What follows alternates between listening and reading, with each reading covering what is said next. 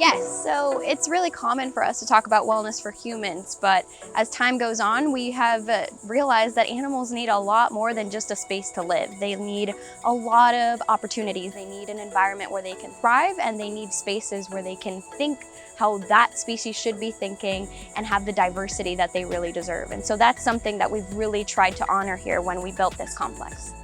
The African forest is designed to be more like a neighborhood than a single home.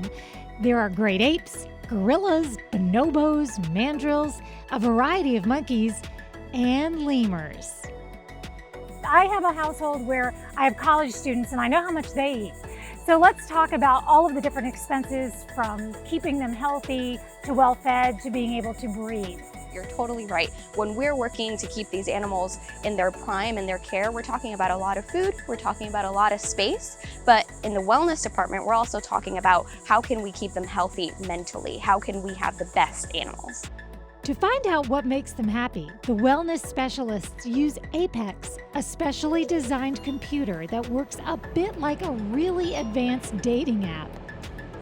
We can test their memory, we can test how far they can count up to, but ultimately we can also test what their preferences are. So who wants to hang out with who doesn't want to hang out with who? And that's really important. This takes a lot of initiative, it takes a lot of time, and it takes a lot of resources. Not every animal, we have 12 bonobos, but 12 bonobos not all go together. Not all 12 bonobos are compatible with each other. And so through research, we find out who is compatible with each other and how that works. And so using memory tests, using an Apex unit, we really get to know that. But also we get to engage the guests in understanding what the memory process for animals looks like. So we know these animals thrive off of mental stimulation, and we know that people like to watch them. And it's funny, we also have found out through research that they also like watching people.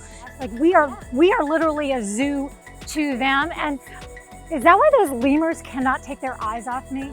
Yeah, so we don't have any data on the lemurs, but I can guess that, and I can only guess that because we do have data on the bonobos. We know that the bonobos, once they entered this new complex, they spend the majority of the time by the windows. And so you guys are extremely interesting to them. They love watching you, and so it is a mutual relationship. Well, it is important that this gets funded. Fatima, thank you so much for your time. Thank you, Eden. It's my pleasure. Thanks.